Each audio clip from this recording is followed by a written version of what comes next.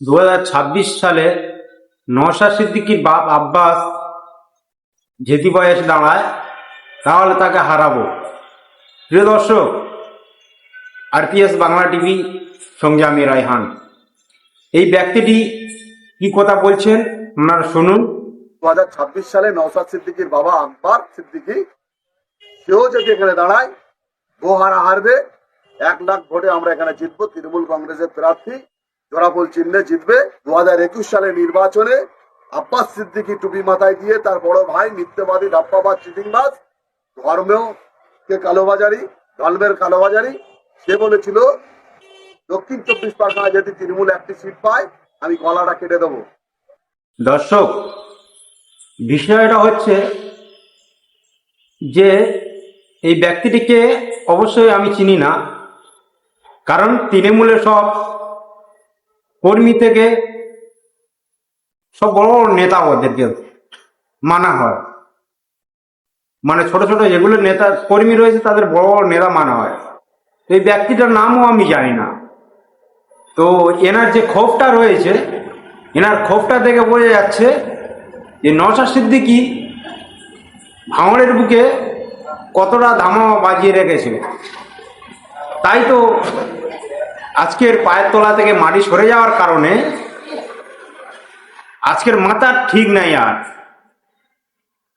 নওশাদ সিদ্দিকীকে ইনি আব্বাস সিদ্দিকীকে বাপ বানিয়ে দিচ্ছে, তাই এনাদের মাথার ঠিক নেই। তাই তো এনাদের রাতের ঘুম হারাম হয়ে গেছে আমার মনে হয়। বিশেষ করে আপনারা কমেন্ট বক্সে অবশ্যই জানাবেন। তো আরেকটা যে কথা ইনি বলছিলেন যে 2026-এ নওশাদ সিদ্দিকীর বাপ জিতবে, আব্বাস ভাঙড়ে দাঁড়ায় গোহারা হারাবে। দর্শক, বিষয়টা হলো এরা যত চোর চিটিংবাজ দোচ্চরগুলো বিশেষ করে টিএমসি দলে যুক্ত রয়েছে। কারণটা হচ্ছে ইনি যে পুরো কনফার্ম বলছে যে নওশাদ সিদ্দিকীকে হারাবে, তার মানে এর মধ্যে বহু বড় ঘটনা রয়েছে। কারণ বিগত দিনে আমরা দেখেছি, আমরাও তো ভোট দিতে যাই, তো এদের যা তৃণমূলের পার্টিদের যা কীর্তিকলাপ সে মানুষ অবশ্যই জানে। মানুষকে মারধর করে মেরে পিটে ভোট নেওয়া এদের কাজকর্ম এটাই। তো এদেরকে মানুষ যে পাত্তাই দিচ্ছে না, সেটাই আজকের এর প্রমাণ।